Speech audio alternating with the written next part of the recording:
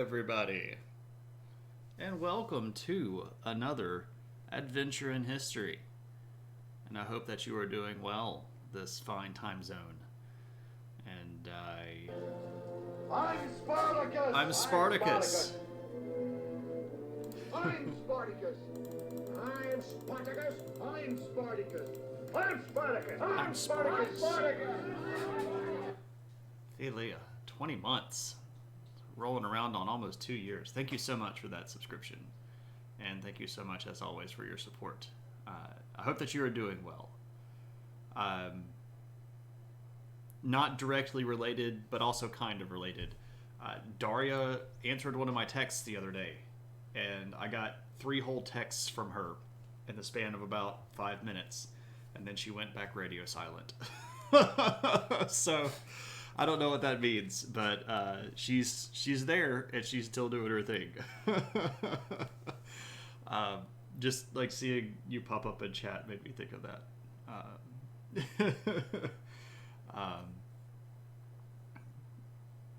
Anyway, she's doing a whole bunch of conventions. She says that she's already she hasn't personally done just herself, but she's had merchandise at 11 conventions so far this year, which is kind of crazy. I don't know. I mean, she's hiring people to run her booth for her at other places that she can't go to, but that's insane. That's crazy. Just keeping up with that much product, and I mean, you got to make the living though, right? So good for her for getting it all together. It's a lot of work. It's a lot of work, but she says she's doing okay. So cool stuff. But hello to everybody, and I hope that you all are doing well. I know that this was supposed to be something that we did last week. Issue with that was I was massively sunburned last week, and I'm not sunburned now. I've still got like some nose stuff going on, so if you're watching in 1080p, I apologize.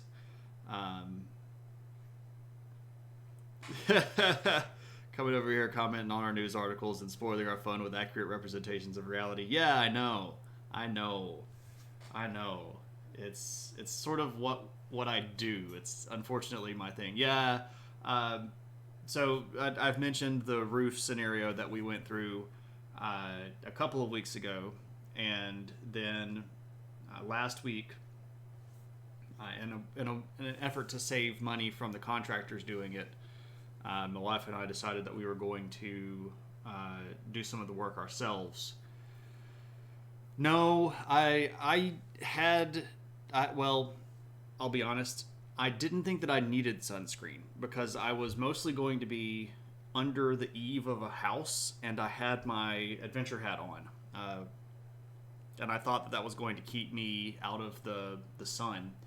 But the issue here is we were painting soffit some points and fascia, but we're painting it white, so this reflects all of the sun under the brim of the hat.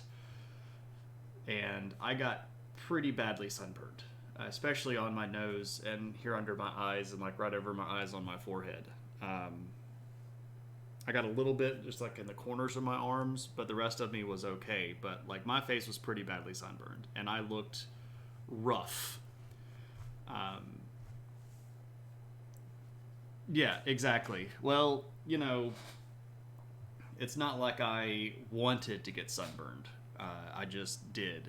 And I was wearing a white shirt. That is also true. I should have been wearing a darker color that would have reflected light, or absorbed light rather than reflected it. But, can't see anything with those sunglasses anyway. I also had lost my sunglasses. I don't know where they are. I'm Spartacus! I'm Spartacus. I'm Spartacus! I'm Spartacus! I'm Spartacus! I'm Spartacus. I'm Spartacus. The house is so bright, I gotta wear shades. So Vipers, welcome. Green Herring, welcome. And thank you so much for that subscription. 8 months of support.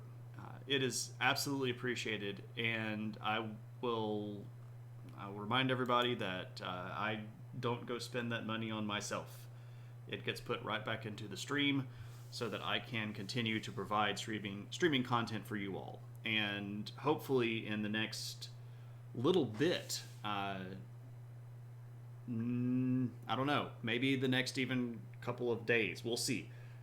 We will be getting some new emotes. I have already talked with Allie Briggs, who has expressed quite a bit of interest.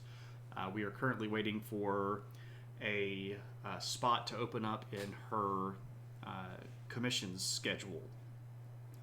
I wanted to make certain that she didn't put off a big customer to do a small emote or two for me. So that should be happening pretty soon. I actually should probably message her after the stream and see what it looked like, because I was supposed to contact her at the end of March. You saw yourself in 1080p at 60 FPS and you're not happy. Yeah, it gets a little bit much. I know how that goes. So you're like, I thought I was at least okay, but I'm just kind of like, I don't know about that. What's up, Cave Geek? How's it going? Welcome in. All right, everybody. So again, I was supposed to do this last week. It didn't turn out that way. I thought I might be able to squeeze it in on Friday, but I was pretty tired and felt kind of garbagey. And also, I didn't want to, I didn't want to be on, if that makes any sense. I was in full attempting to relax mode. Not that I don't like streaming. I actually really enjoy streaming. It's one of the benefits of my day, and the better parts of the week is when I get to come stream and hang out with everybody. But I really needed to take a breath and zone out and fully unplug to get a couple of days of mental downtime before I came back. I'm doing a whole bunch of additional work at work this semester. I've got a whole bunch of training modules that I'm going through, and I'll be doing one of those basically every week for the rest of the semester. So I've got a lot of additional stuff that I needed to rest up for. But we're here. We're doing it tonight, and we'll do 2 streams next week, assuming everything goes okay. I do also have an interesting bit of news. This might interest some of you more than others, but I'll go ahead and share it. There is an educational group called the Oshner Lifelong Learning Institute, and it's frequently referred to by the acronym AiH. And AiH is centered at a lot of different colleges and universities across the United States. It is an independently run and operated entity, but AiH is a really interesting group of people, because what they try to do is offer very, very low cost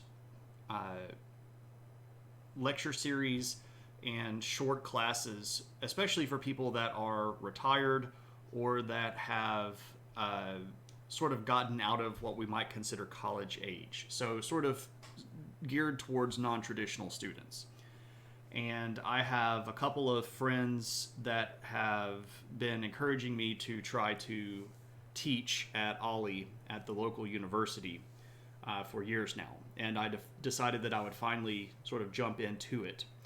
So for 4 weeks in July this summer, I am going to be teaching an AiH class on, well, assuming that it makes. It has to have a certain number of people to sign up for it. But I've been told by the director that I shouldn't have a problem with this one. I'm going to be teaching a class on the historical and literary influences of J.R.R. Tolkien, who, of course, everybody that's been around knows is one of my favorite authors. So it's going to be more of a where did he get his inspiration from, and how did he derive elements from his body of work from existing documentation. So this is stuff like, Beowulf and the Kalevala and stuff like that. So what I'm planning on doing once I get that material organized, what I would like to do is share it with you all. And maybe even if I can get it organized early enough, use Stream here as a bit of a guinea pig to see how it goes. It is paid, but it is not a high paying job. I'm going to make about $200 off of it, assuming that it makes.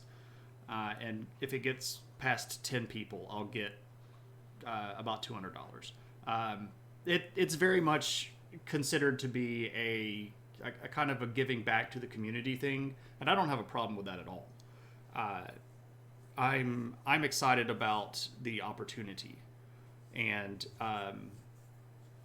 yeah, exactly. I made, and I'll be completely open. Like from Twitch last year, I made about $645.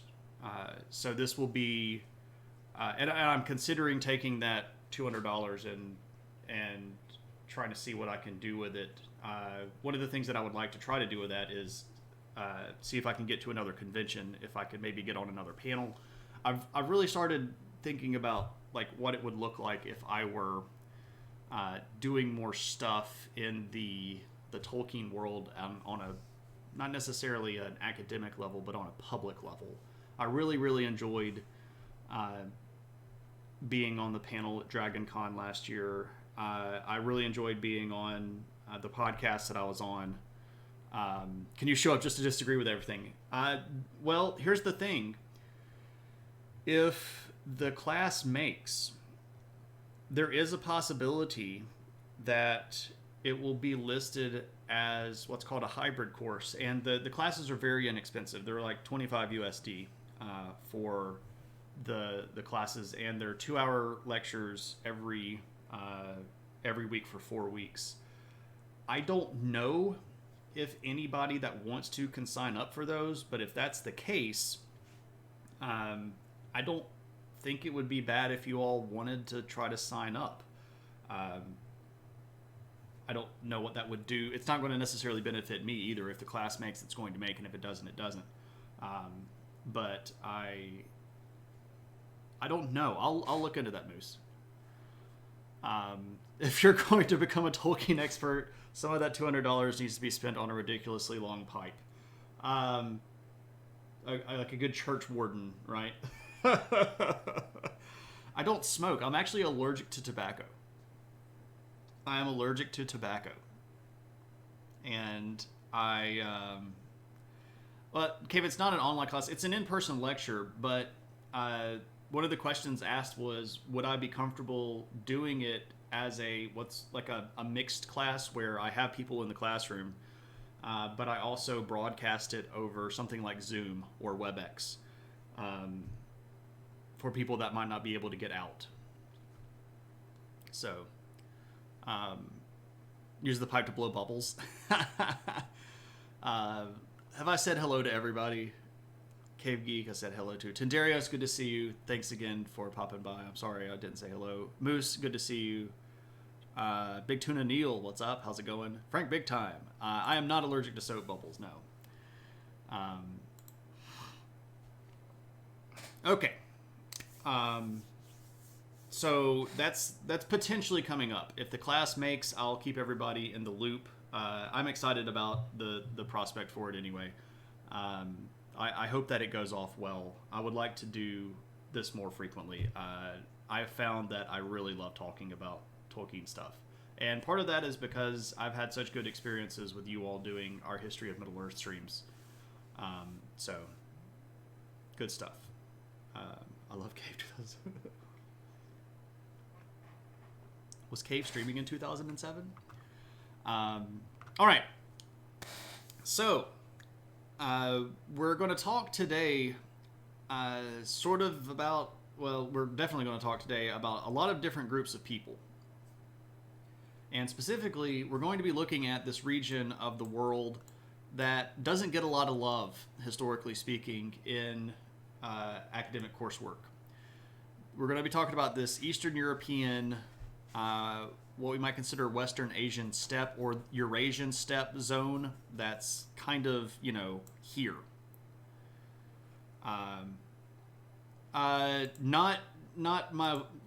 If you're talking about my life, as in the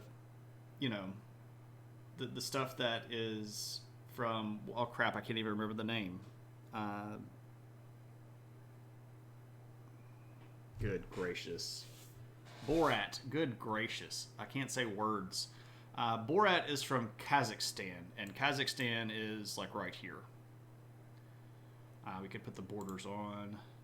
This is Kazakhstan. We're mostly going to be looking at this region right here, which is today part of Russia, Ukraine, Belarus, the Baltics, Poland, Hungary, Czechoslovakia, Romania. 8 p.m. 8 p.m. What's going on, man? It's good to see you, my friend. I hope that you're having a good one. If you all are not following my friend 8 p.m., you got to go do it. This is me lovingly saying we'd love to see you on streams. 8 p.m. does amazing art stuff and has just a crazy but super positive vibe, and you should go give 8 p.m. a follow so that you can catch him next time he's doing his cool art stuff. It's good to see you, my friend. Hope you're having a good one. I'm doing okay. Getting over some sunburn, but that's what happens when Northern European people go out into that fireball world. So, history of Borat. I don't know if that would be I don't think I'd do that stream. So Ali G. I'm just joking. Anyway, so if we look at our map of what's going on during the early part of this time. So again, we're in the 9th century. This is the year 800 to the year 900. What does our world look like? Well, it looks like this. I actually guess we do have a little bit of Kazakhstan over here, because the Khazar Khanate is going to stretch over into what is modern-day Kazakhstan. So this can be maybe the history of Borat's ancestors. But one of the things you'll note here is that there are a lot of people. They're not necessarily what we would call countries, but there are a lot of people that have moved into this Eastern European region. Now, we talked about the Bulgars last week, and we talked about the Byzantine Empire last week. We talked about the Avars a little bit last week. They're about to go bye-bye. They basically fall apart in the 830s, but that's a different story. But yeah, there's a lot of people that you might not be very familiar with. A lot of small people groups that are moving around here that have, different cultures, different linguistic histories at many points. But we're going to look at a few of these and see how they change. So the Khazar Khanate we're going to look at the Magyars. We're going to look at this group right here called the Polanes. We're going to talk about some of these people groups today and see how they end up changing. So first off, about the Khazars. Who are these people? Where did they come from? What's going on? Well, if you've been around before, you may have heard of the Go-Turks. We spoke about them for several streams way back in previous phases of history. How exactly did Romania end up with a Romance language? That's a fair question. The Slavic people that settled there had exposure to the Roman Empire going all the way back to before the Western collapse. So there were Slavic people in the Balkan Peninsula by the end of the 300s and the beginning of the 400s. And some of those people are going to end up having a lot of contact with both the the Western Roman Empire before it falls and the Byzantine Empire. And there's going to be a tradition of using this blended language of their native world and Latin that hangs on. The modern country of Romania is not as old as some of these other countries. Of course, like if we go back to our map here, a lot of what is modern day Romania at that point was under Bulgar rule. But if you go back to what we were talking about last week, or if you weren't here last week, the Bulgarians conquered a lot of people in this late 700s, early 800s push, and really expanded the borders of their territory. And they were really a true imperial power. The kings of the Bulgars were ruling over a lot of different people groups, including people that had ties all the way back to the Roman Empire. Now, we're going to break all of this territory up. Of course, there's going to be an expansion that goes out this way of the Austro-Hungarian Empire during the late 800s, early 1900s. First it's the Austrian Empire, then it's the Austro-Hungarian Empire, blah, blah, blah. There's going to be expansion of Russia down this way. There's going to be, of course, the really big pushes out of the Anatolian Peninsula in the 1300s, 1400s, and 1500s of the Ottomans. And this whole region is going to change hands about 20 to 30 times over the course of where we're looking at right now in 800 to where we are today in 2023.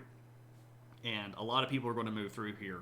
But there's going to be a tradition of ethnic Romanian speakers that especially are up in this region, sort of on the north side of the river here, which is, of course, the modern-day kind of heartland of Romania.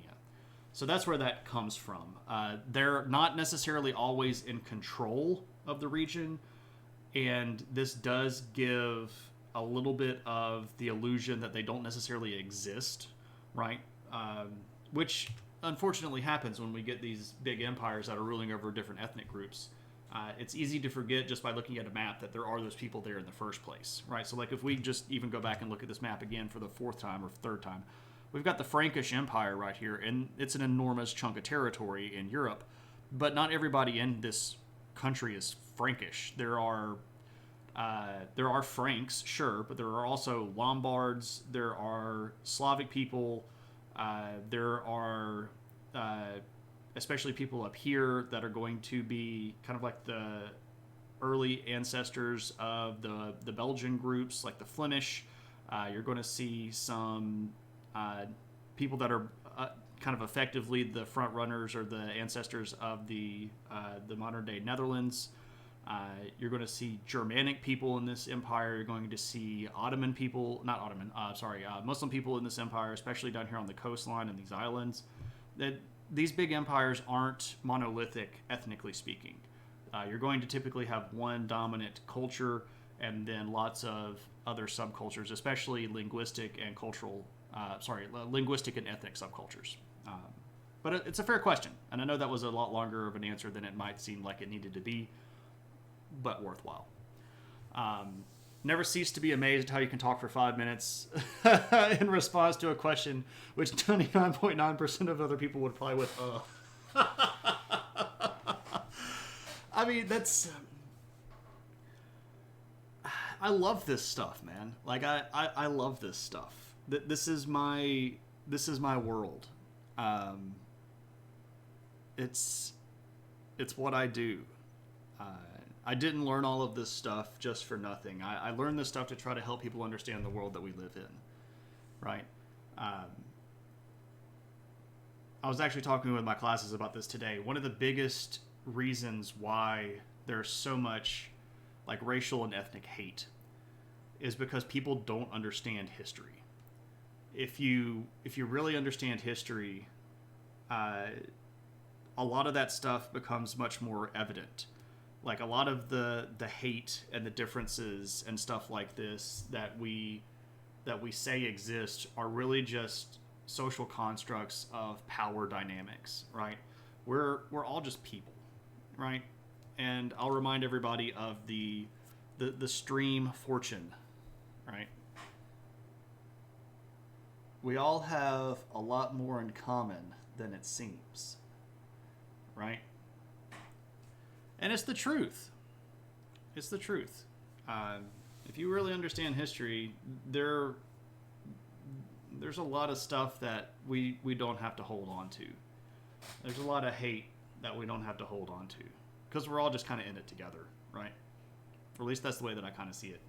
I know that I'm not so naive to think that everybody is just going to like start hugging, but you know, people very much know the history that they are taught. Absolutely, that is absolutely true. And the version of the history that they are taught can be done with a lot of malice and a lot of bias. But I think we all kind of know that. I was raised that way, right? I was raised in a culture that taught me that slavery wasn't so bad, right? And that certain people were just not as good as other people. And the United States Civil War was because of the dramatic overreach of northern territorial imperialists, right? Shaka when the walls fell. I can't remember what the other one is. It's like something and something at Tanab, or hugging sounds like fun. I do like hugs. What's up, Tad? Good to see you, my friend. Hope you're having a good one. Khazars. Who are the Khazars? Well, in the 600s, this big empire called the Go-Turks is going to start falling apart. And then in the 700s, the last of the remnants of the Go-Turks are going to fall apart. And in that period, there is a lot of chaos across this whole stretch of Central Asia. Because the Go-Turk Khaganate stretched basically from the shores of the Caspian Sea all the way over here to the borders of China. All of this used to be part of the Go-Turk Khaganate. Now it did split in half to eastern and western. Messy stuff. Now, there was a royal family or a sort of a chief clan from this area. I'm Spartacus! I'm Spartacus! Vern!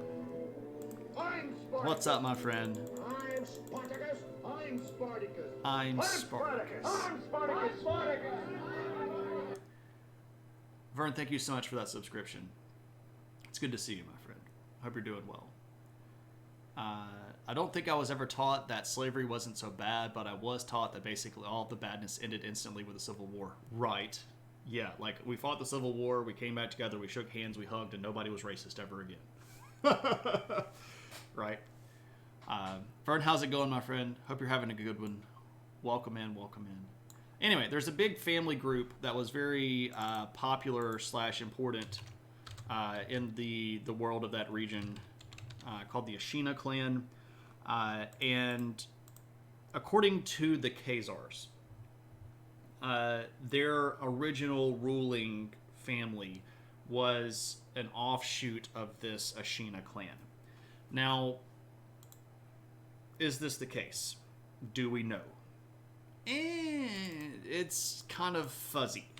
There's not a lot of written source work from this time period. Specifically, there's not a history of the Khazars written by the Khazars. What we do have are anecdotes and a lot of other people's histories, and unfortunately, and I say this because it's a super biased source, not because we have a source. The fact that we have a source is great, it's just super biased. We have a much later Russian source that tries to craft a narrative history of the Khazar people as a way to sort of kind of integrate them into the larger Russian world. And they say that this Russian source says that the first ruler was this guy called Irbis. Now, is Irbis even a real person? We don't know. We don't know if Irbis is a real person. We know that Russian historians from the medieval period say that he was. We know that there was a leadership unit inside of the Khazar world, but that's about as far as we get.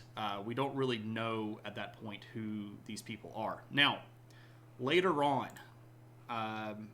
perhaps in the late 700s or early 800s, because again, our histories don't necessarily line up very straight. We have this other guy that shows up whose name is Bulan. Is this one of those history is written by the victors thing? This particular situation, no. This would be more like history is written by the people that are trying to establish the fact that everybody in their region is really them. There's a really good book on racism in Kansas post-Civil War. Huh. Maddie, feel free to share that in the Discord if I'll check our library, see if we have a copy of it. I'm always interested in reading books. So what's up with Bulan? Well, this guy does seem to be mostly real. Here's the question, though. Is he king or is he sub-king? And you're like, well, what the devil is that? Well, the Khazars were a steppe people. This is, again, is S-T-E-P-P-E, not like they're everybody's step cousins or something like that. They're a people of the steppe, which means that originally they were a mix between nomadic and semi-nomadic, and they had khans. So this is like your other Turkish peoples. This is like your Mongolian people. They're ruled by a person called a khan. They had a little bit of an interesting twist on it, though. They have like a greater khan, and then they have another title that's called Khan Bek. This is B-E-K, Khan Bek.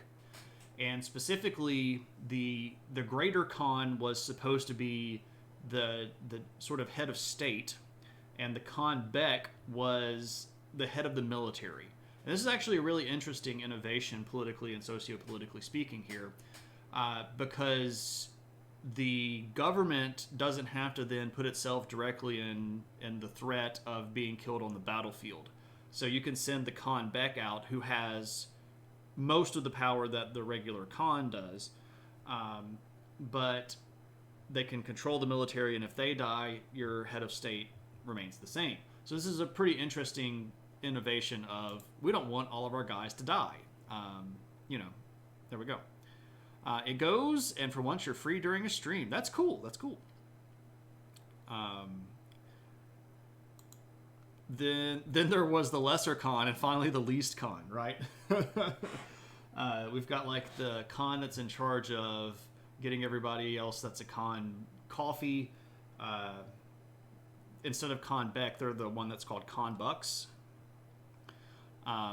Was the Khan Bek basically always the Khan's son or brother? Frank, that's a great question, and we don't really know. There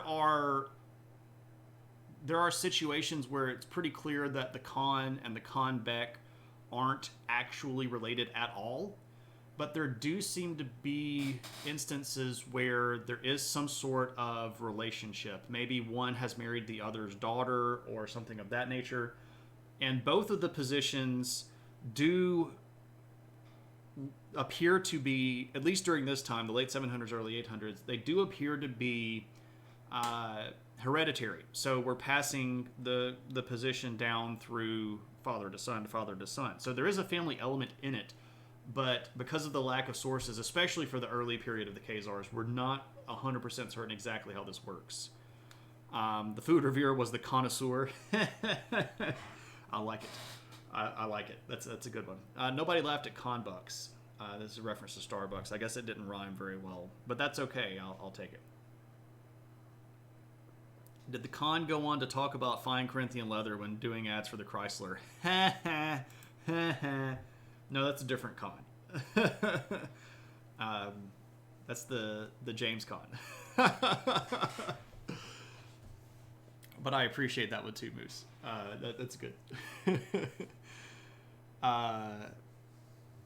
Kale Nuktos. You take your old Greek out of here, buddy. It's Kalispera to you, right? What's up, KP? Good to see you. Can you stop it with the puns? I can't. What's up, DCI Banks? How's it going, my friend? And welcome to the Discord. Anyway, this Bulan guy, he's particularly interesting for one big reason that probably isn't what you're thinking. Around this time, according to, at this point, multiple sources, unfortunately none of them are, again, Khazar sources, Bulan apparently converted to Judaism. And then a whole bunch of the other Khazar people also converted to Judaism. And according to these historical sources that we have, you start noticing a lot more good Jewish names. Like all of Bulan's line for the next 7 or 8 kings are going to have Jewish names, like tribes of Jacob kind of stuff. One of them is Manasseh. One of they're just really. It's a really interesting shift historically here. Now we know that there were Jewish people in the region, right? Jewish people by this point have spread over, pretty much the entire ancient world. There were Jewish people in China, and if you really want to stretch it, there might be some Jewish people in Japan, but I don't know if I completely believe all of that stuff.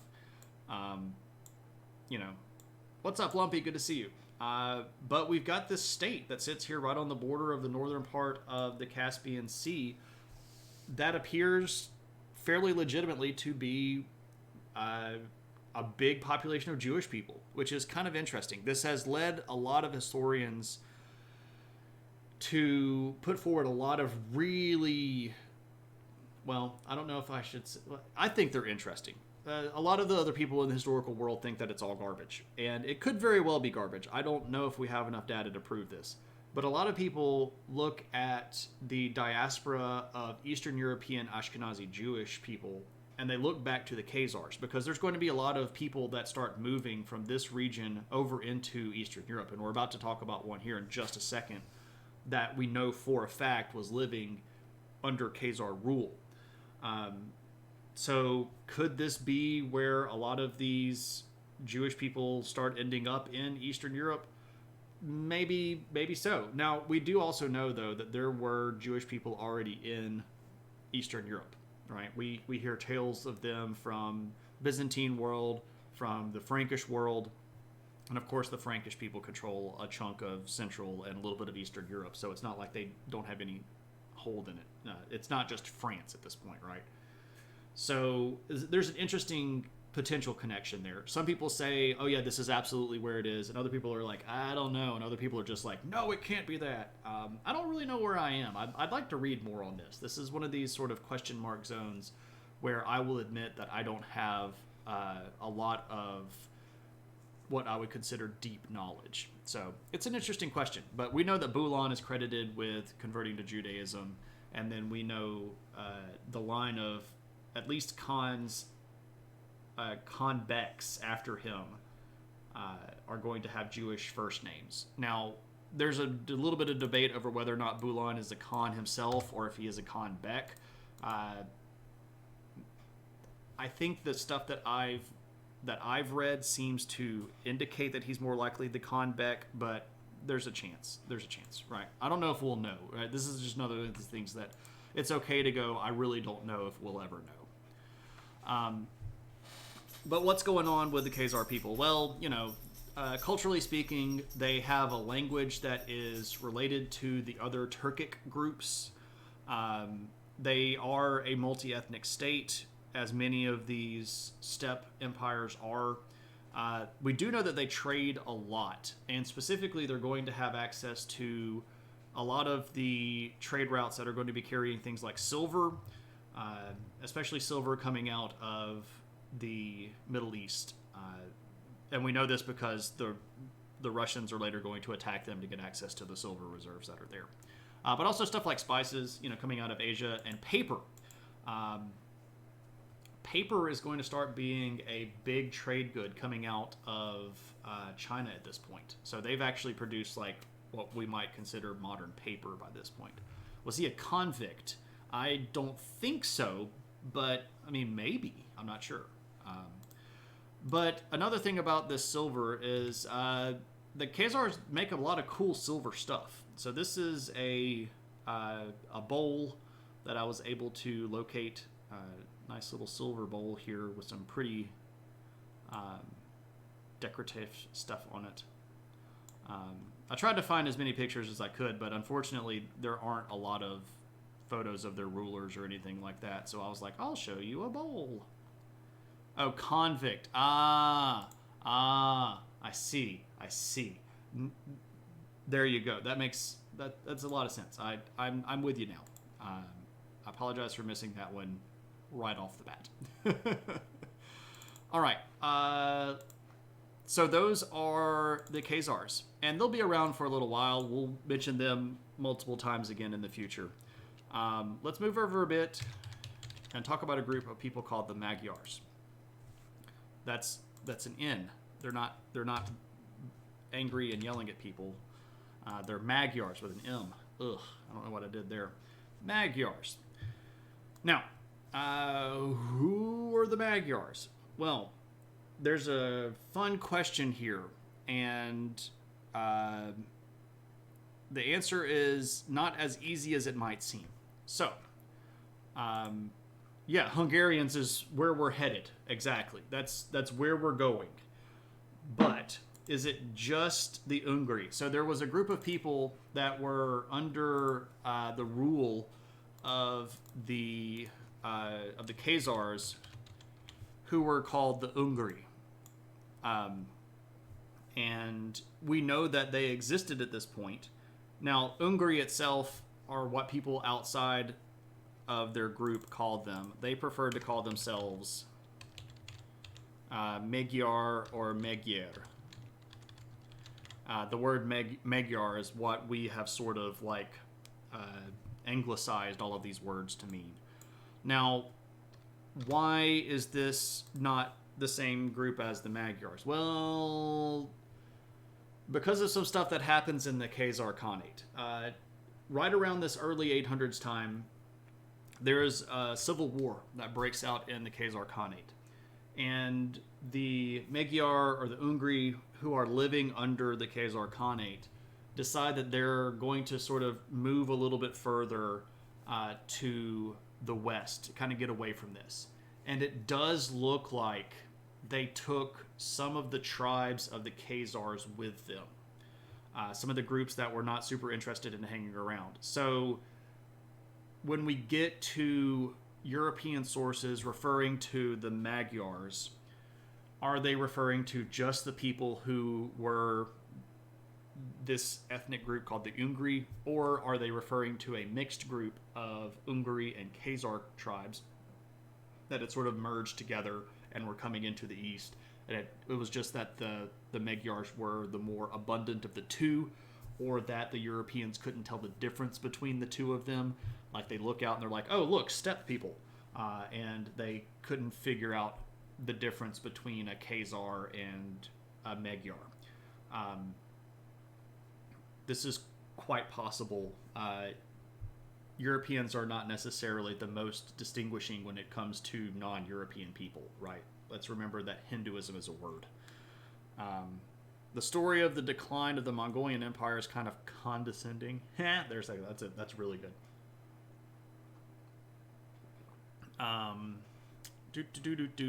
Why didn't you just name this episode All the People Who Were Total Bad Butts with Bows?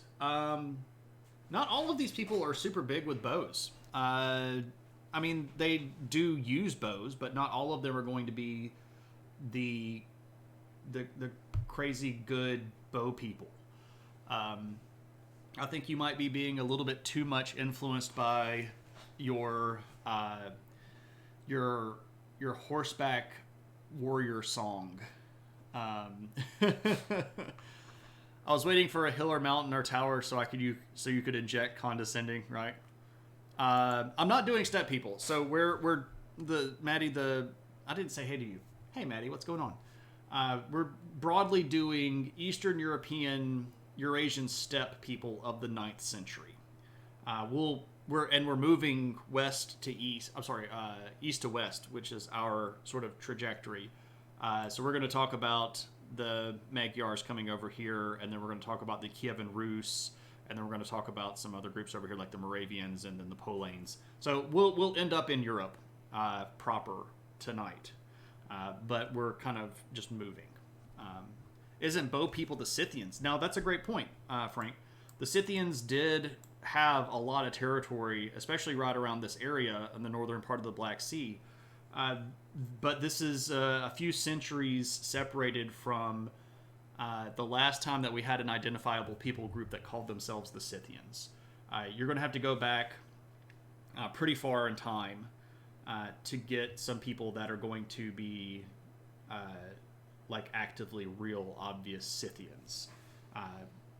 The sort of highlight of those is going to be back in the early Persian Empire, the Scythian Empire, sort of at its height, and this would be the Achaemenid Persians, not like the later Parthian or Sassanid Persians. So especially when we're talking about people like Cyrus the Great or Cambyses or those rulers like that, that's in the 400s, so late 500s, early 400s BC. That's sort of like the big height of the Scythians when they were being a thorn in everybody's side. Now, they had a state after that. They had a lot of run-ins with the Romans and things like that. Eventually, anybody that was over here kind of became chucked into Scythians because it was just like, oh, those people out there that ride horses. And it kind of became a catch-all term, sort of like barbarian. I don't know why it always takes me about an hour to notice the pun title. I love making the pun titles, and I try not to point them out. I try to sort of let them happen, kind of happen organically. I do support the Ukrainian side. Russians that support Putin and Putin can go, well, they're right out. As in, instead of pronouncing it Kiev, yeah, it's Kyiv. That's how you pronounce the city. It's Kyiv, which rhymes with give. So there we go.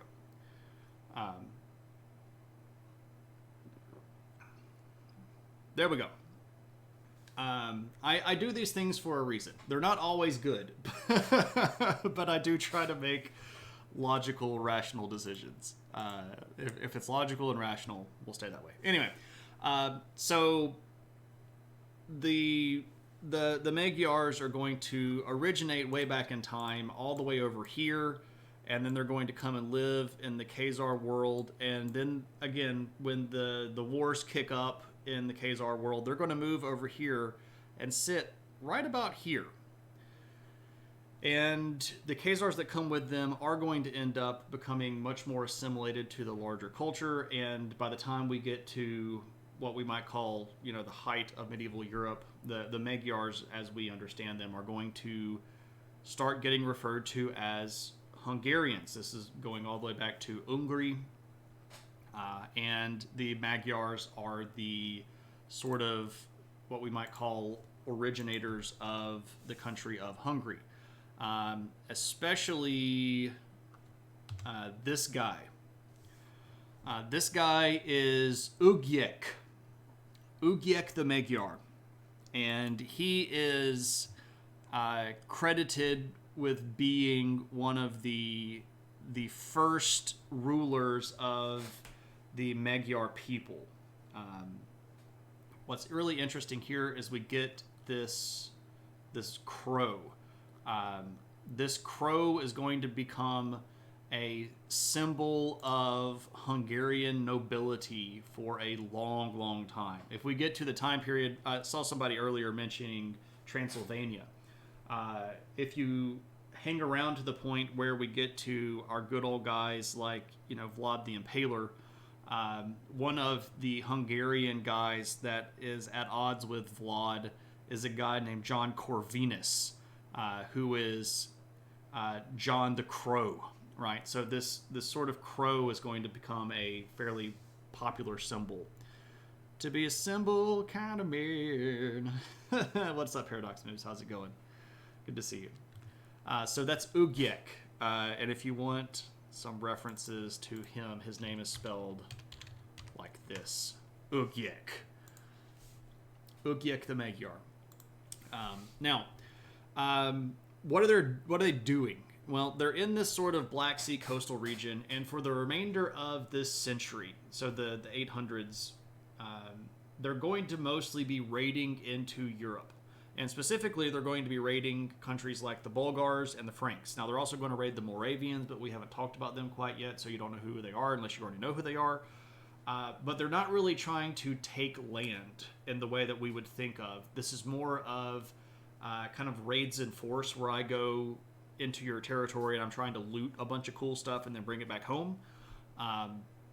But they are still at this point semi-nomadic, and specifically they're semi-nomadic pastoralists. They do some levels of agriculture when they're hanging out with the Khazars, when like crop agriculture, but mostly they're going to be pastoralists, and so they're raising flocks of animals, and they do have. Was he an ancestor of Matthias Corvinus? Are you talking about the guy from Underworld? The guy from Underworld is supposed to be a descendant of these people who were trying to kill Vlad. And yes, that does go back to John Corvinus, who was the king of Hungary, who really hated Vlad because of Vlad's love for the Ottomans. Especially towards the end of Vlad's life, where he became basically a patsy for the Ottomans.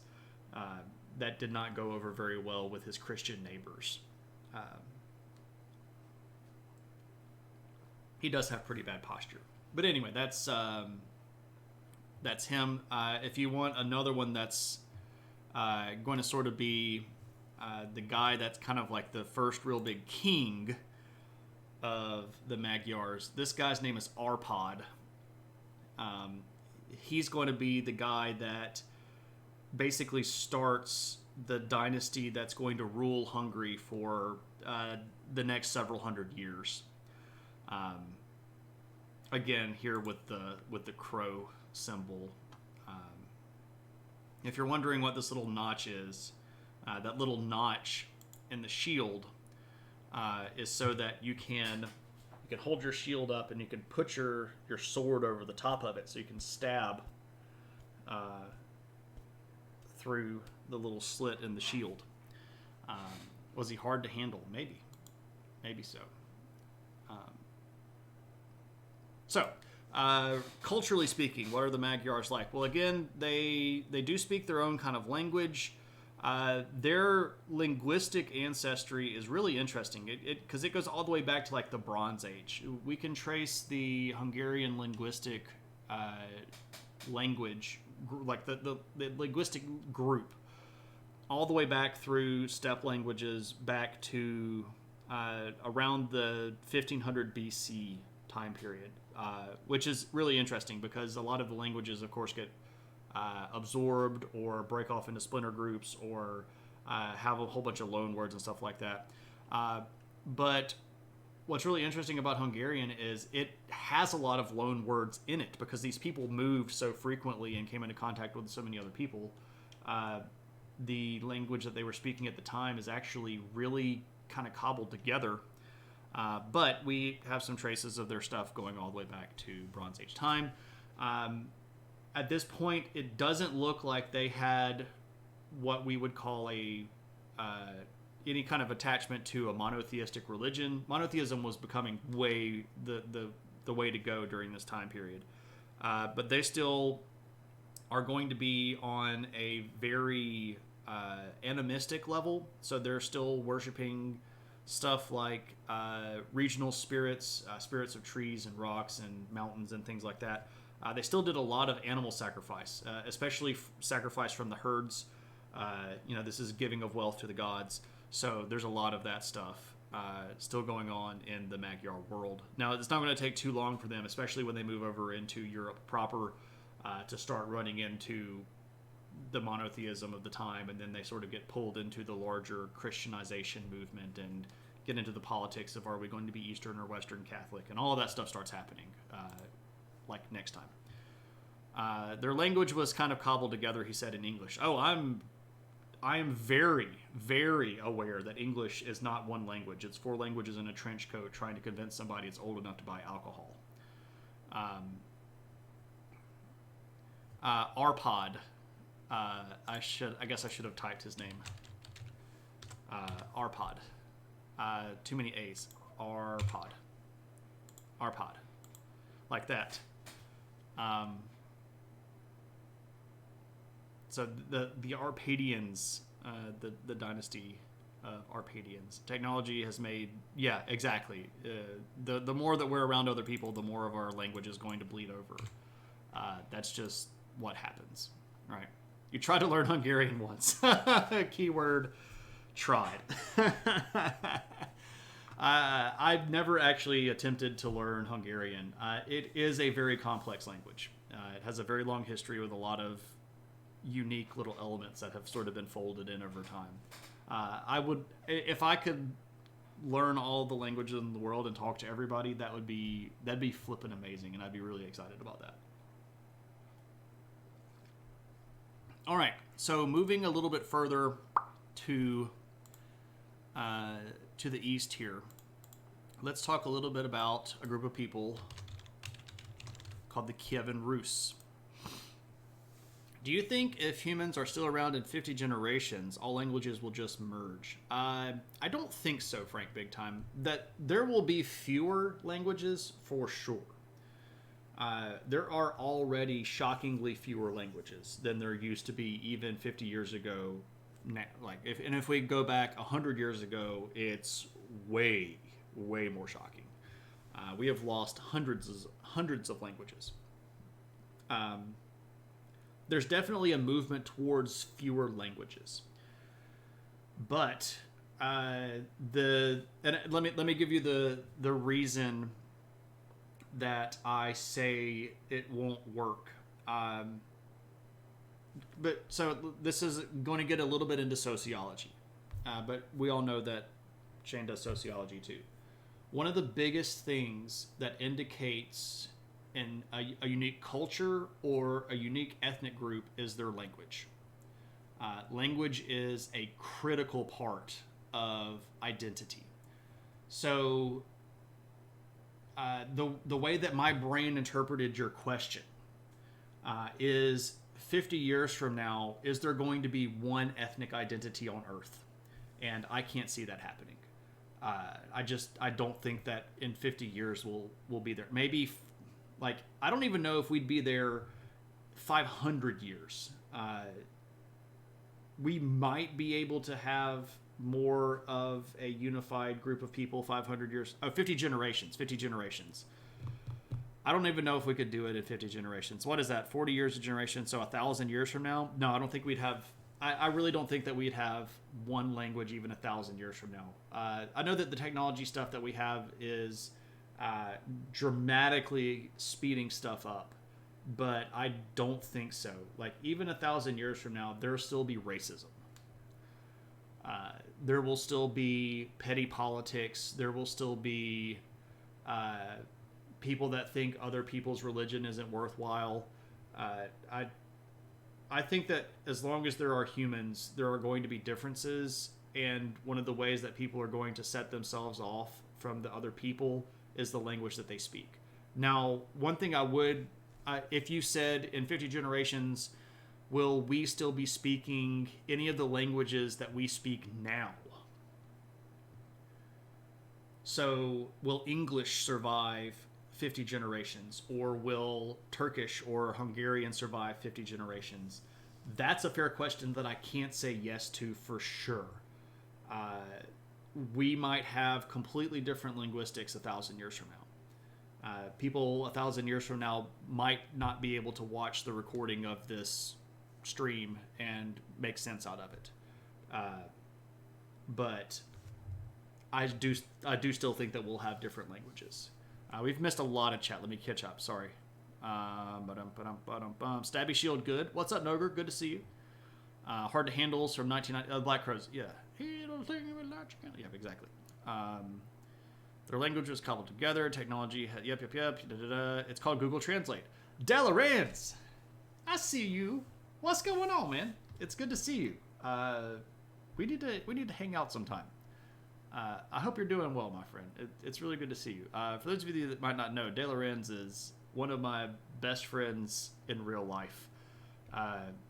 Live in the same city and don't see each other nearly enough. He's a cool dude, though. Yeah, you'd like him. Like City Speak from Blade Runner. And see, that's actually a little bit more like what I was suggesting. Would we have, and I know that there's a joke that people that say, well, I know Spanish, and they go taco, burrito, huh, huh, huh, and they go, well, it's actually just kind of Spanglish. Like, there might legitimately be a language that is a direct descendant from Spanish and English, especially in places like the United States Southwest, right? That's a very real possibility 50 generations from now. So City Speak from Blade Runner is a mashup of a whole bunch of different languages, like Cantonese and English, and I think they put French in there just to make it sound like, right. Portuguese from Waterworld. Yeah, a good old Waterworld. Everybody was speaking Esperanto. Mac in a lab coat. If he had his way, everybody would speak Esperanto. He's a big proponent. We know Shane is a sociopath for sociology. I have feelings. I'm not a sociopath. Even in 1,000 years, there will be fighting between people who know C# and C++. I don't think that either of those languages will still be used 50 years from now, because I don't think humans will be writing very much computer code 50 generations from now. If we survive the AI apocalypse, I don't think humans are going to write computer code 50 generations from now.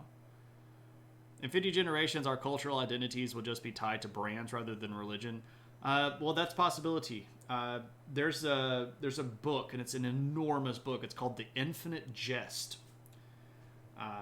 And it's this gigantic work of literature. It's a fiction book. And instead of having years like 2007, 2008, 2009, the governments of the world auction off the name of the year to companies. So like you have the year of the Ford Escape, or the year of the Nike Air Jordan, and that's how they name their years in The Infinite Jest. It's all about the ultimate takeover of consumerism of all of our culture. We will have a single language once we all upload our brains to the Matrix. Yeah. Oh no, JavaScript, that's horrible. Modern languages have more solid institutions to preserve them. I think they will evolve and maybe slower. You're correct, Lumpy, that they do absolutely have more standardized modern conventions. I don't know if that's going to preserve them in light of the interconnectedness that the internet is offering. I do think that they will not die out as rapidly as some of the languages did, especially things like Native American languages. We went from having hundreds and hundreds of dialects of Native American languages to most of those being ultimately dead now, in the span of fewer than 100 years, right? I don't think that languages will completely die out that rapidly, but fall out of use and popularity, that's a different question. The Belter language in The Expanse, exactly, right? Like Beltaloda, right? Exactly. I feel like the internet means that going forward, anyone can log on, learn the rules and vocab. Yeah, quite possibly so. And there never has been a tool like that, right? Tad's like, I don't want either one of those to exist. Everybody's just a big fan of Angular, right? Yeah, microcultures are going to be a thing. Absolutely. TypeScript forever. You prefer cuneiform? Well, so you got to remember though that cuneiform isn't a language; it's a alphabet, right? So you can write even English words in cuneiform. You just have to know the symbols, because it's like A, B, C, D, E, F, G. You can use that for Spanish and French and English and German. Even in the ancient world, cuneiform, is still like you can write Assyrian and Babylonian and Egyptian and Hittite and Hurrian and Ugaritic in cuneiform. So, anyway, Kyiv and Rus. What's up with them? Well, who are these people to begin with? Here's where I would make Vladimir Putin really, really angry. The Kyiv and Rus were originally Varangians, and you're like, well, who the devil are they? Basically, they're Vikings. And you're like, oh, but wait, the Rus don't come from Russia. They moved there. they're space capitalists. Not Varangians. Varangians. Good gracious. Yeah, so they're Norse. They're from the Nordic countries up here, right? The rules of acquisition. There are rivers that run out of this region. Now I'm just making words up. Down into this region over here, into what is modern day Eastern Russia. Now, well, I guess that would be Western Russia. If we look at a map of where these people are, you can even see how they're coming in. So it just gives them the generic. Oh crud, that's Arpod again. It gives them the generic term Viking, which, good gracious, stop doing that. I want to zoom in. Now I want to move over. Can I not move over? Can I pick? Look at there. It calls them generic Vikings. I don't really like the term Vikings very much anymore. It's pretty clear that there are different groups of these people, but that's what we get. And you can see them coming down into what is modern day this region right here, which is part of places like Ukraine, Belarus, Russia, some of the stuff that's in the farthest part of the Balkan states, but not a lot. Baltic states. Good gravy. Now, this region had been traditionally populated by Slavic people, going back a couple hundred years, right? The big Slavic movements that came out of Central Asia and moved over into that zone after, right before the collapse of the Western Roman Empire, and then for the couple hundred years after that. So these Nordic Varangians are going to show up in this area. They're going to recognize, hey, these Slavic people and us have a lot in common. And this is partially because they had a similar ancestor a few hundred years back. A lot of the deities that are inside of the Slavic pantheon are very similar to a lot of the gods in the what we might call Viking pantheon. A lot of the linguistic elements have similar histories back in like really, really old like Gothic and Germanic languages.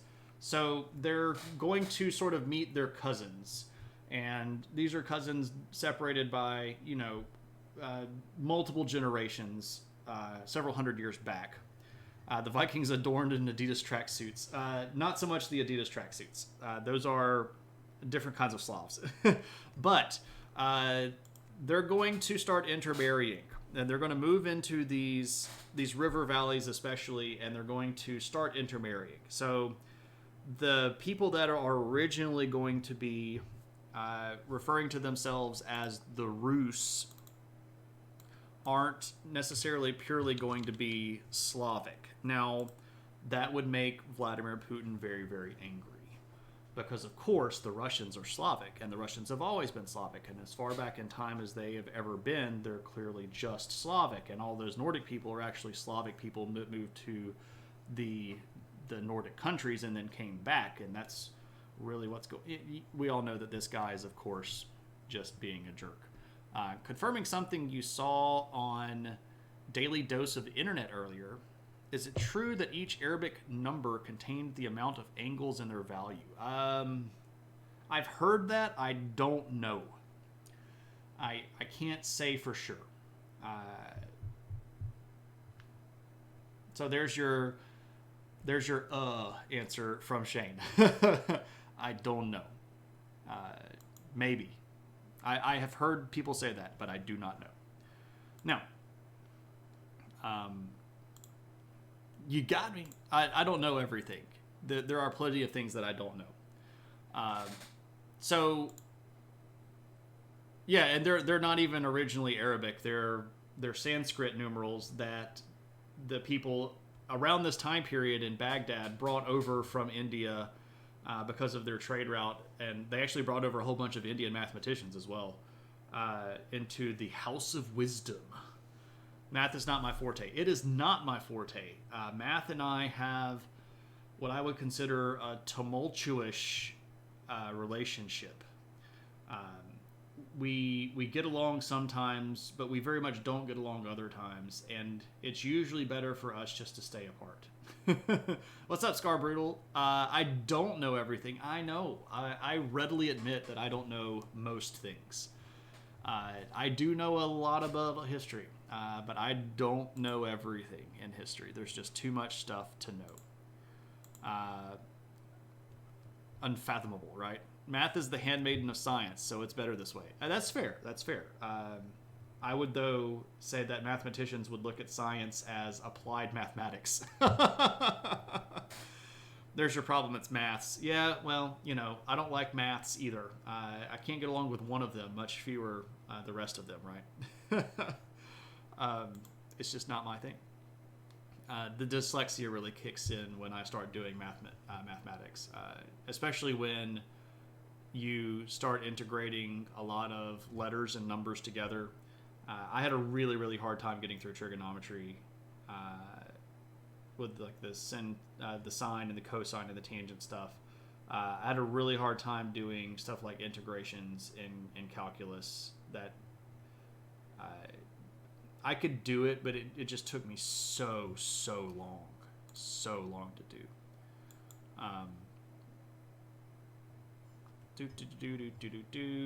I only know of one mathematician on Twitch, and he's a D&D streamer. There we go. There used to be a mathematician streamer that streamed math for several months, and it was really fascinating stuff. I don't think that he streams anymore, though, because I follow him, and I haven't seen one of his streams in, at this point, probably years. But back during the pandemic, there was a legit mathematics streamer, and he would explain all these formulas and stuff. It was really great, really, really cool stuff. We rated him several times. But he does love a good tangent, right? There we go. How annoying is my peripheral vision? That's a fun question. I will await my wife's response. Anyway, now, there is a legend of the founding of the Kievan Rus. And they say that the Kievan Rus was founded by this guy named Rurik and his brothers, who, according to the story, were really cool guys that got invited to rule because they were just that cool. And they got invited over because, hey, we all want some of that really cool Rus goodness, and we need your guidance and your firm, steady hand. Alas, poor Rurik. I only just heard of him, right? I will stand in the doorway of Shane's streaming room and intermittently wave my hand. I'll hear you coming if you do that, because we have wood floors and it would make too much noise, right? But I've got really wide peripheral vision. Anyway. So Rurik was probably real. But a lot of the stories about him are probably made up. And that would probably not make a lot of Russian people very happy. But, I mean, again, it's the thing. It's the thing. I support this plan. Thanks, everybody. Let's just torture Shane while he's on stream. A man of legend. Well, Rurik himself was probably for real. Whether or not all of the stories about him are legit, that's a different story. We can't really say this. Around 879, though, he supposedly settles at this place called Novgorod, which is the new city, which is up here in the northern part of where they're ruling from. And they're going to start expanding southward. Now, around this time, actually several decades before, the Khazars are going to have settled a city right over here, and it's called Kyiv. And this is another sort of thing that Putin wouldn't really care for, because, well, Kyiv, it's a Russian city.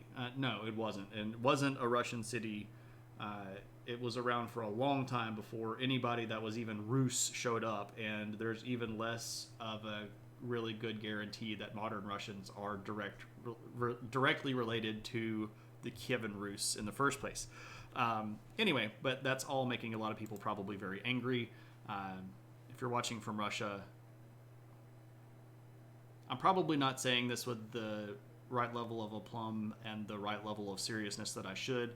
I don't have anything against Russian people. I have a lot of stuff against Putin. He's one of the few people that just, I don't know, man. I don't get to decide the big decisions, but I would not have done what he did or what he's doing. But anyway, that's, if you want to know more about that, I did a 4-hour stream on the history of Ukraine, which you can go watch. It's in the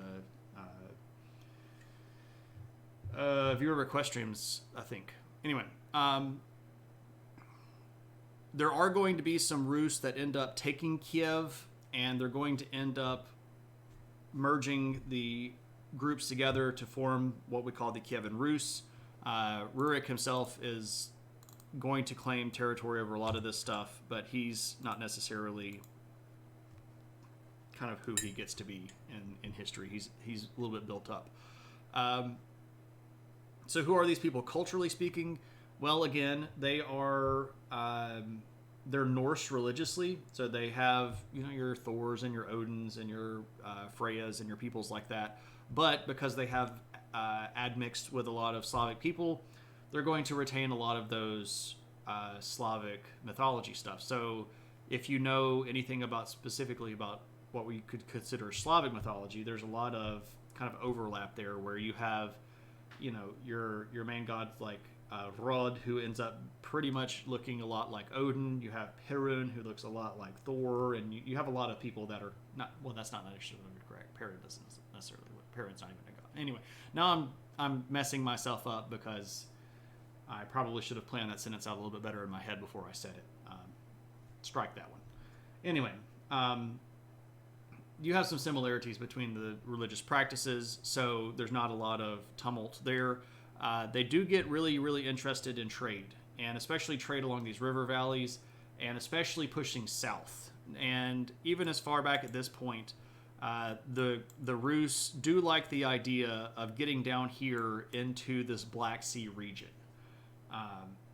The Varangians had already showed up in the Byzantines' world in the first place. Around this time, the Byzantine emperors are going to start hiring Varangians as bodyguards, and they're referred to as the Varangian Guard. If you've ever seen my picture of the Viking runes carved into the banister at Hagia Sophia, there you go, right? There were these people all over the place, right? Trading goods like baseball cards, right? Yes, absolutely. Mint, sealed packages of 1967 Topps and Donruss trading cards, because that's the good stuff, right? They do speak a version of Slavic that's pretty heavily influenced by the Nordic languages. There's a lot of loan words from those, so it's not even a purely direct Slavic language that they're speaking at this point. This is the sort of front runner of modern Russian. A lot of the stuff that's like modern Ukrainian is going to have some influence for as well. Of course, the Ukrainian language has a lot of other admixture to it, especially some of the stuff that comes out of the steppe. Ukrainian and Russian are not necessarily super far apart, but there is enough there that they can't always really understand each other very well. Even way back in history, like old Ukrainian, the Russians didn't understand it, and the Ukrainians didn't understand Russian. They had to have translators all the way back in like the 1400s to sign treaties between each other, right? So not even the same language all the way back then. Of course, even though Putin says that the Ukrainian language was made up in the 1800s, it wasn't. So there we go. Now, that's the Kievan Rus. How about another group, if we move a little bit further of this direction, called Greater Moravia. Someone made Lamar Jackson translator account on Twitter because so many fans couldn't understand his tweets.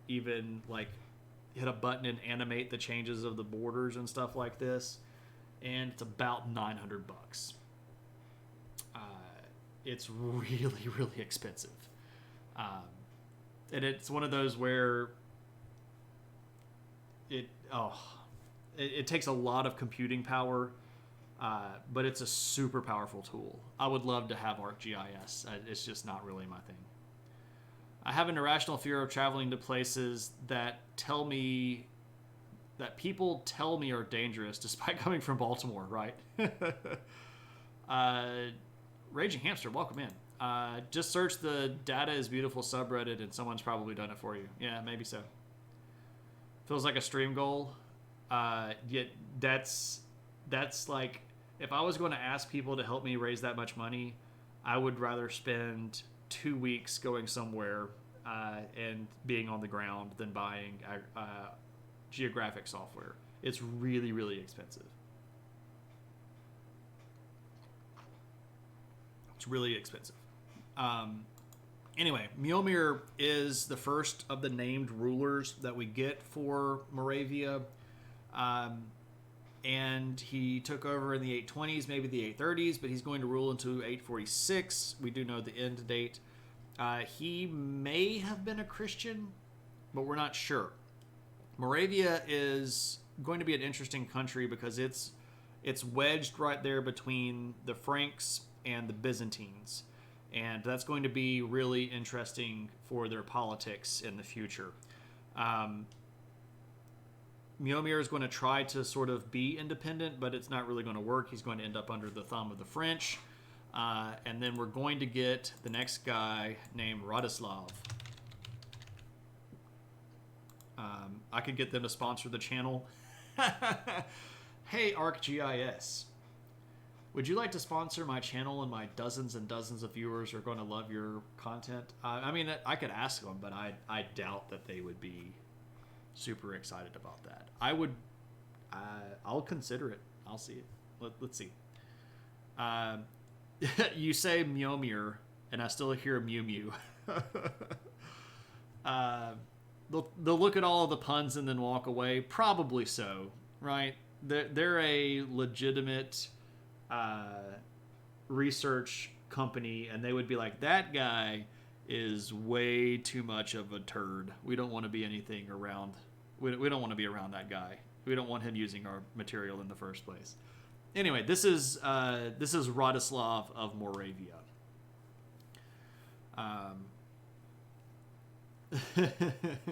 Moosefollows.com.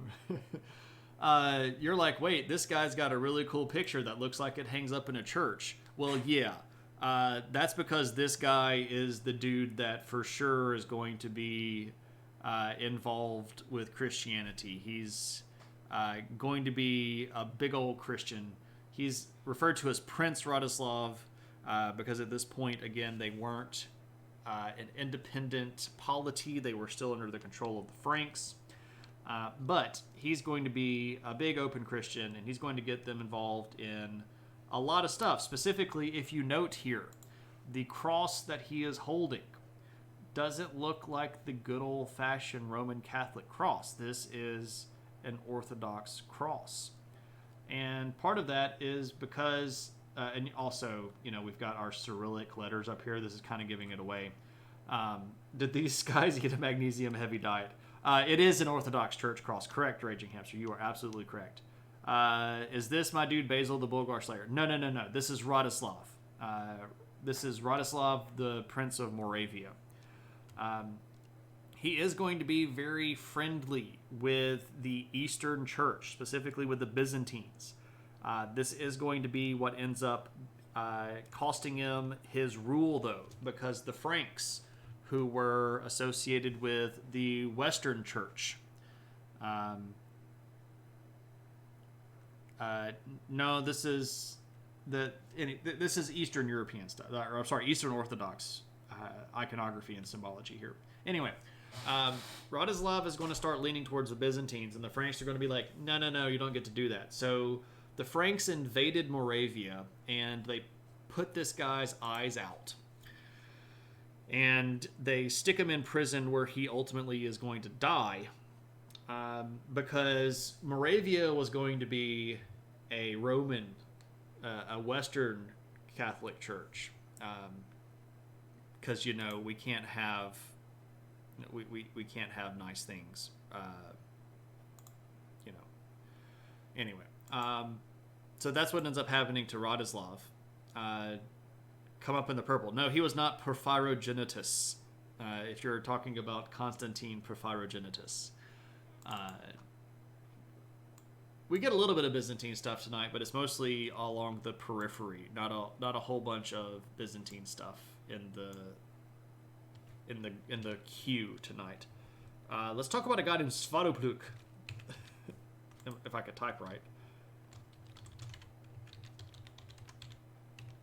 Svatopluk. And you're like, what the devil? Svatopluk. This guy's technically Svatopluk the First. He is the Prince of Moravia from 870 to 885. This is the guy that the Franks put on the throne when they push Radislav off. They put Svatopluk on the throne, and he's not going to really like being under the thumb of the Franks. And this guy, Svatopluk, is going to be the first independent king of Moravia. He's going to declare himself independent, and in 885, Moravia becomes a country referred to as Greater Moravia. And Svatopluk is going to start beating the junk out of people around him. So this map that I actually showed you earlier, this is the kingdom that Svatopluk inherits from the Franks after they kick Radislav out. All of this light green area is territory that he conquers. So Svatopluk is a pretty capable dude, and basically doubles plus a little bit the size of Moravia. And the Moravians are going to be a fairly decent-sized player when it comes to the future of European stuff. It's Mod Appreciation Day on Twitch, apparently. I will accept your lauds. KP and Mac in a lab coat and my darling wife. I really do appreciate the modding. I appreciate you all being around and hanging out and doing the stuff. As a dual compliment, let me say thank you to the community for not having to. I'm sorry. Let me say this. Let me put the sentence together. Thank you to the community for being decent people and making my mods' lives much easier, and basically making them have to type in some commands every now and then to bring up some stuff. I appreciate all the mods who haven't banned me yet, right? You all are a good community, and we've only really ever had to ban like a couple of people that are just like super open trolls. So I appreciate you all.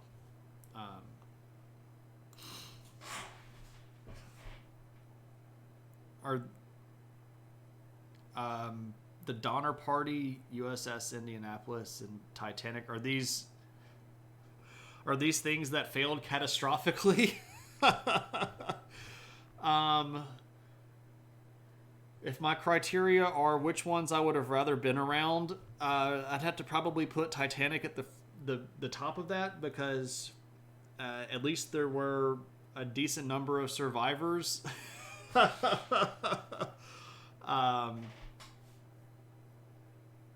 The most horrible survivor story. The Donner Party then is by far the more horrible of the survivor stories. Anytime you have to resort to eating people, that's pretty bad.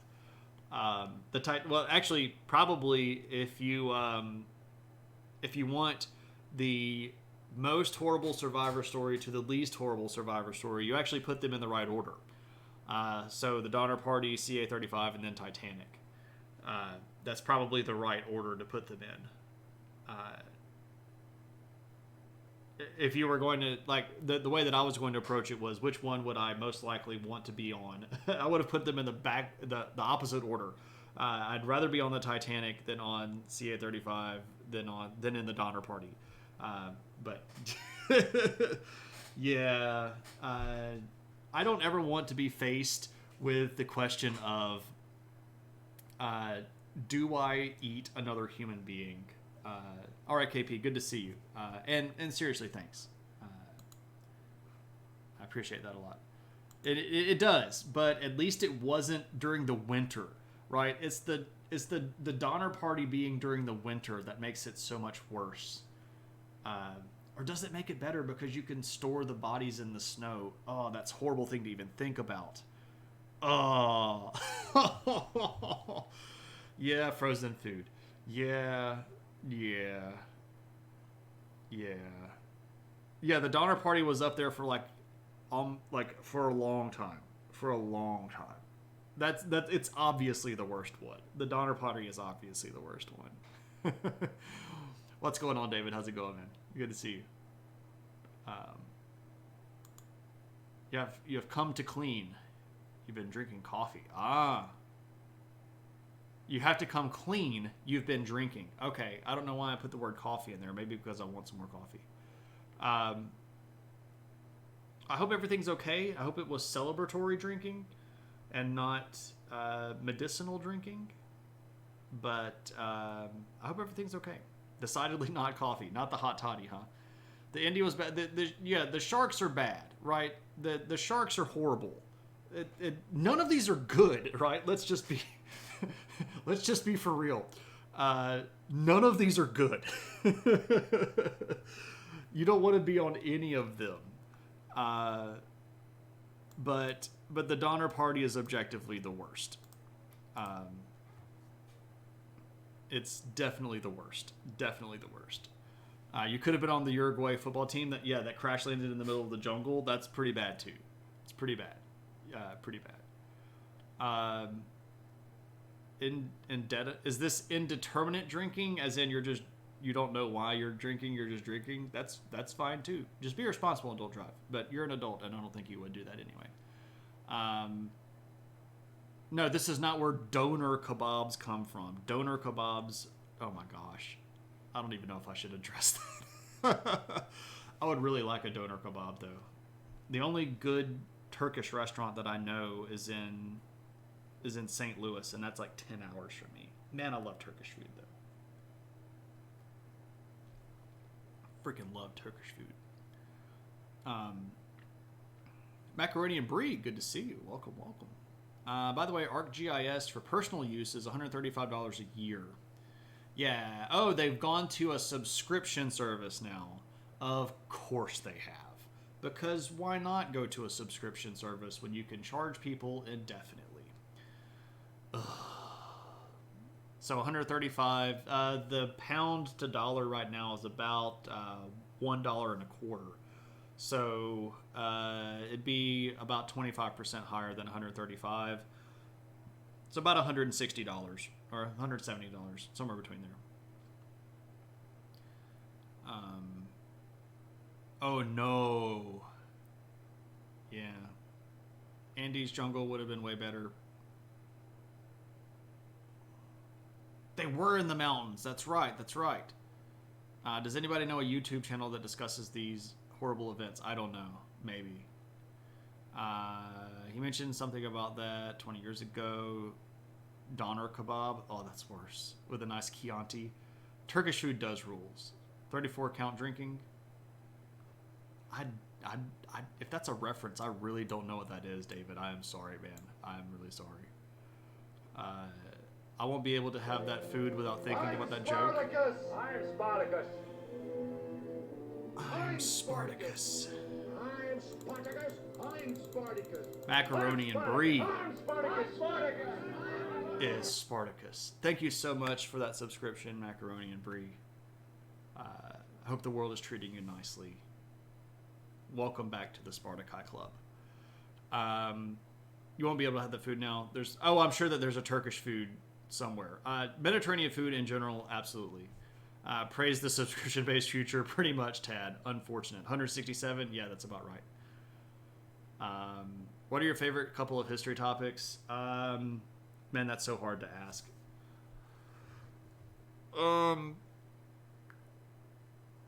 Bronze Age, height of the Bronze Age, like late Bronze Age stuff. Roman, early Roman imperial stuff. Muromachi period, transitioning to Tokugawa period Japan.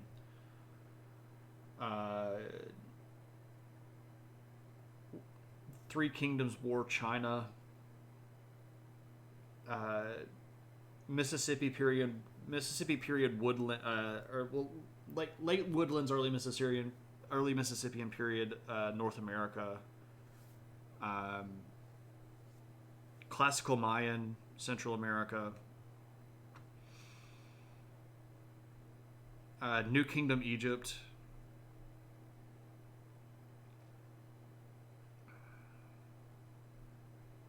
Man, I just love so much stuff. Human migration patterns. So like early humanity stuff. Transition into agriculture. So like 12,000 BC to like 9,000 BC. I freaking love everything, man.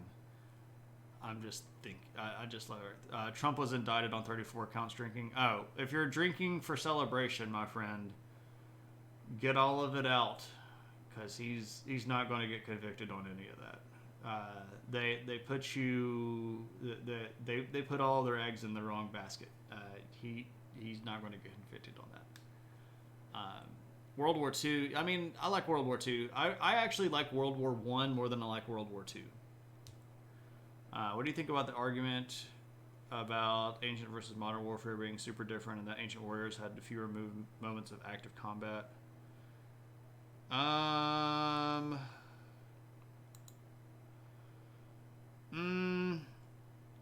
Well, I mean, for sure, they lived most of their lives being agriculturalists, and modern soldiers, like in American Army, you're a soldier, and that's what you do, right? So there's that. But if you're talking about like on the battlefield, I would say that the modern stuff is actually more shifting between boredom and fighting, and boredom and fighting. Now, ancient people were much more active on the battlefield than modern people are, especially like modern urban warfare, which is what a lot of it is. There's a lot of like walking and peeking around a corner, right? Well, I mean, how much?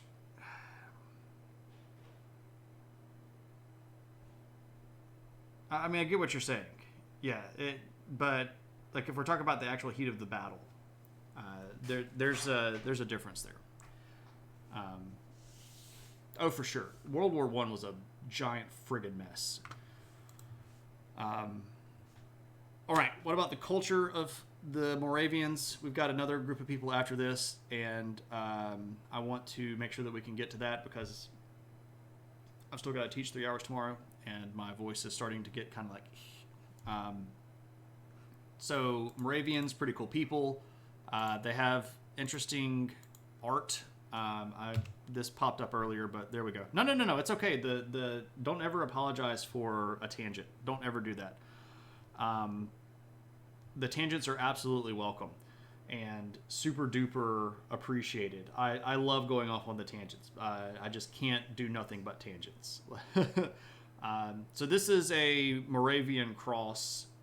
Clearly, this is supposed to be Jesus here, but very interesting art style that's very heavily, very heavily Slavic influenced. Again, the Moravians were originally Western Slavic people. There's a lot of influence in this imagery from the old Slavic polytheistic religions.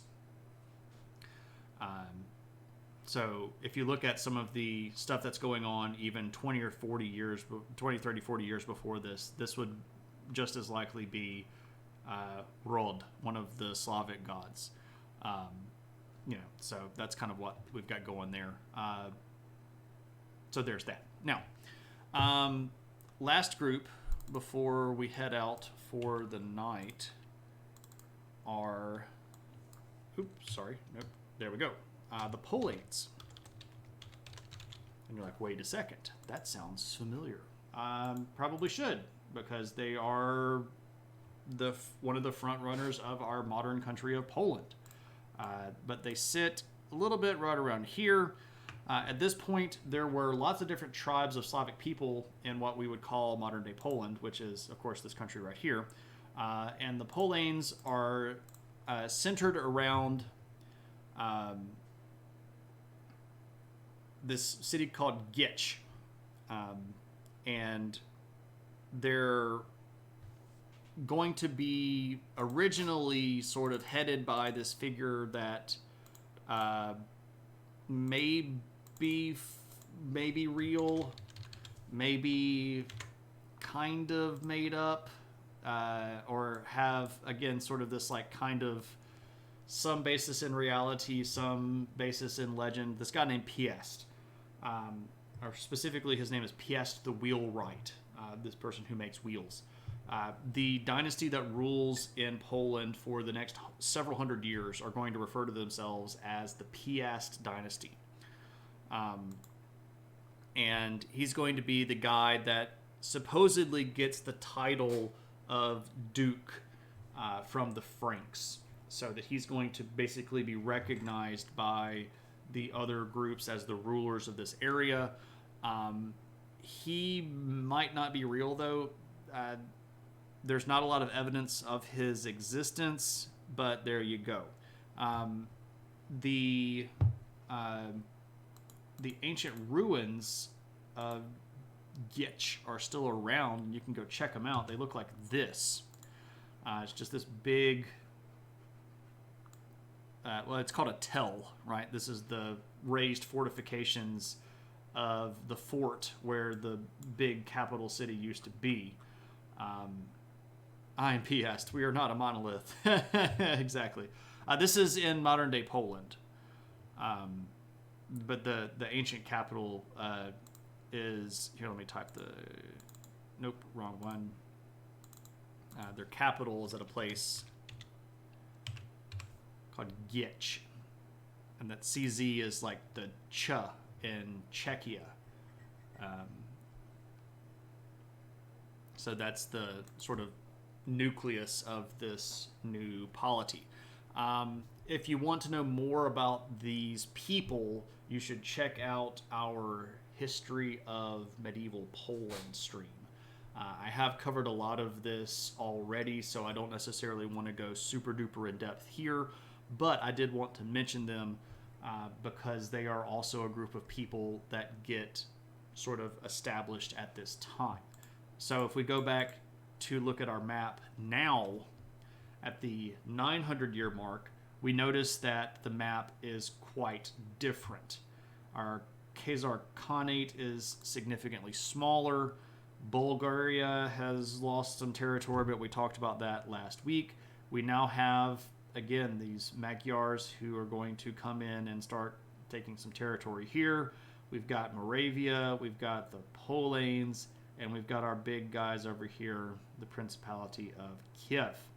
So, if you'll also note, our Frankish kingdom has broken into lots of different pieces, and that's what we'll be talking about next Thursday, is all the crazy stuff that goes on down here in the Frankish world. So we've seen a lot of changes from the 800s to the 900s in this area, and were the Franks always known for their sausages? Not necessarily. The Franks were actually named after battle axes. The Francesca, or the Francesca, is an axe that the original Franks would throw at you as they were running into battle. Which is pretty scary stuff. You start running towards the bad guys and they start chucking axes at your face. Small personal anecdote, you saw a sign for a salon called Polish Nails. And my first thought was, Poland isn't really known for their nail. Yeah, exactly. Like, I don't know what that looks like. I wouldn't know what a Polish nail would be. Oh, it's polish. Polish. That's the. See, I did the same thing. Right. So, girls named Francesca are battle axes. They're named after battle axes. I don't think I would call them that to their face, though. Macaroni and Brie, you walked me into that one, and I just fell for the whole thing. Just like, bloop, just right over in. They look like pierogies. Pierogies are good. I'm a big fan of pierogies. But there we go. So that is our 900s. Now, we talked about a lot of different groups of people, but it is important for us to understand that we are moving towards the groups of people that are going to make up our modern people groups in this area, right?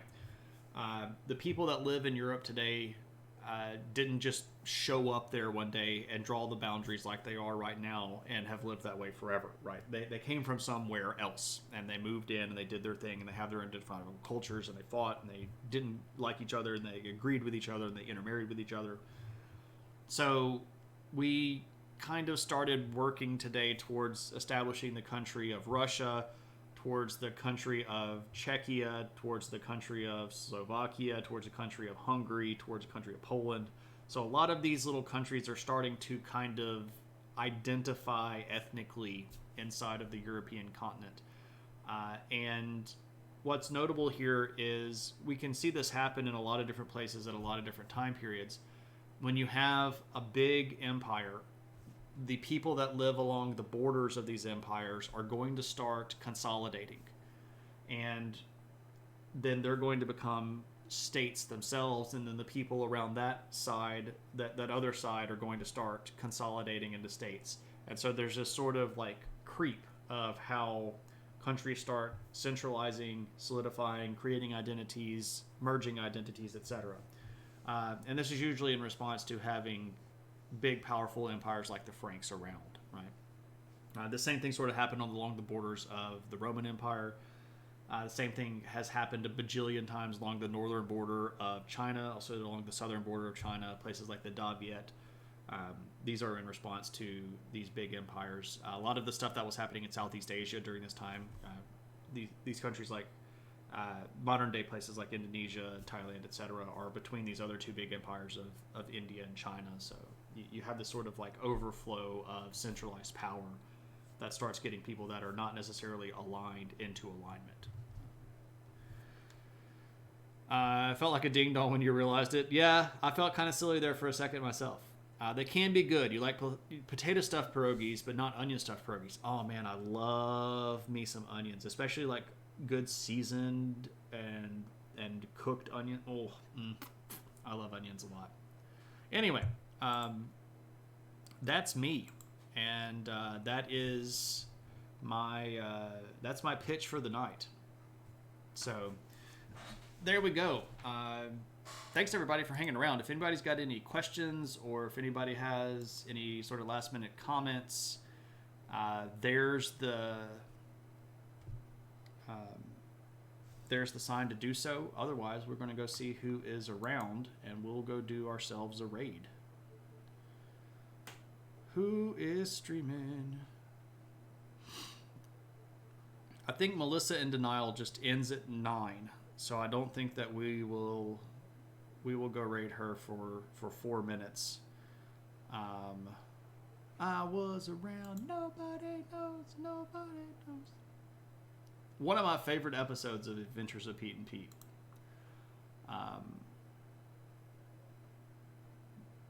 This is the favorite song episode where Little Pete forms a band called the Blowholes, and the only way that they can keep playing is to pay the electricity bill. So they go on basically a play-a-thon on Little Pete's radio station called WART, which is Wart Radio. And they play everybody's favorite song, except for Little Pete's favorite song, because he only ever heard it once, and he forgot it. And then Artie has to help him get around. Hard Day's Pete. That is correct. Have I ever heard of the Cuteni Tripelia culture? I have not, Raging Hamster, at all. I know nothing about that. I'll Google it. Let's see. Let's go to... let's go to this screen, and we'll look it up. Cuteni Tripelia culture. No, don't do that. Go back to where I had you. 4800 to 3000 BC is a Neolithic and Chalcolithic agricultural or archaeological culture of Eastern Europe. It extended from the Carpathian Mountains to the Dniester and the Dnieper regions. So this is basically around the same area that we've been talking about. Yeah, like modern-day Moldova. Substantial parts of western Ukraine and northeastern Romania. Majority of the settlements were small-sized, high-density, concentrated in the Siret, Prit, and Dniester River valleys. So the Dniester River is a pretty big deal in that area, in that time period. During its middle phase, populations belonging to the Cuteni Tripelia culture built the largest settlements in Neolithic Europe, some of which contain as many as 3,000 structures were possibly inhabited by 20,046. Wow! That's a lot of people. Especially for the... in the Neolithic period? This is... that's a bold claim.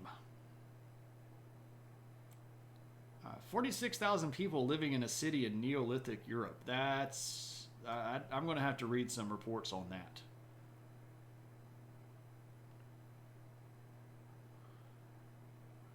That's a bold claim.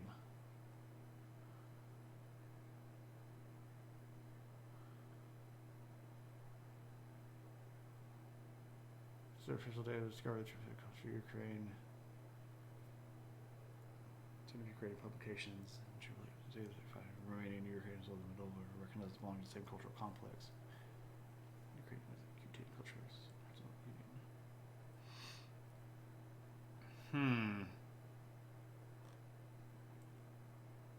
Yeah, I'm gonna have to read up on this.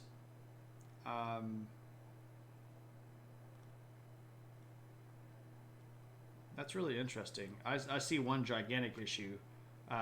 Almost non-existent social stratification with a population of 46,000 people. No, that ain't gonna work.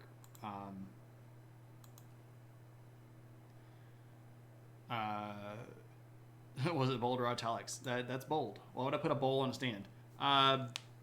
It's probably like a wine mixing bowl, and you would put your wine and your water in it, and you'd put it in the middle of the table so that everybody could reach it. Pretty common. It could have also been ceremonial in nature. That's really interesting, Hamster. Thank you for pointing that out. I'm gonna have to read up on that. That's really interesting stuff. No division of labor, no political elite, subsistence economy, and farming. That's really interesting stuff. I'm gonna have to do some publication reading to see what we would do with that, because that's a lot of stuff that I don't know if it goes together or not.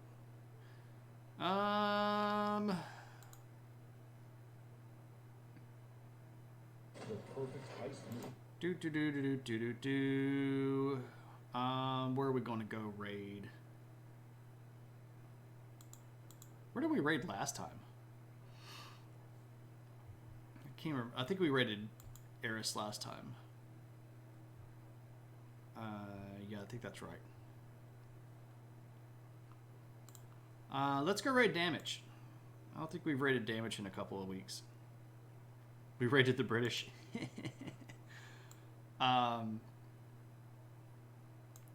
Who's the most evil person in all of history? Mao Zedong. That's not hard. I don't have to say Hitler. Mao Zedong. He's the evilest person in history. The biggest mass murderer in human history. Mao Zedong. Horrible dude. Chairman Mao from China.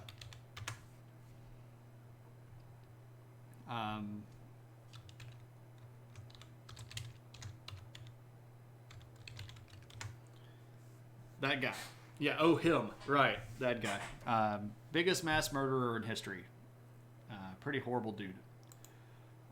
Anyway, so let's go raid Damage. Damage is an artist that is pretty interesting guy because he really likes history. He does a lot of historical reference in his art. He's currently drawing a magical person, like a magical corgi, which, okay, cool. So show Damage some love when we get there. Yell Adventure. Put some exclamation marks at the end of that, or throw those lovely adventure hats in the chat. Otherwise, I'll see everybody next Tuesday, and we'll do 100 Years War. 100 Years War, viewer request stream. Interesting stuff, and I'll get you thoroughly confused as to who's on whose side. But anyway, see everybody next time. Take it easy.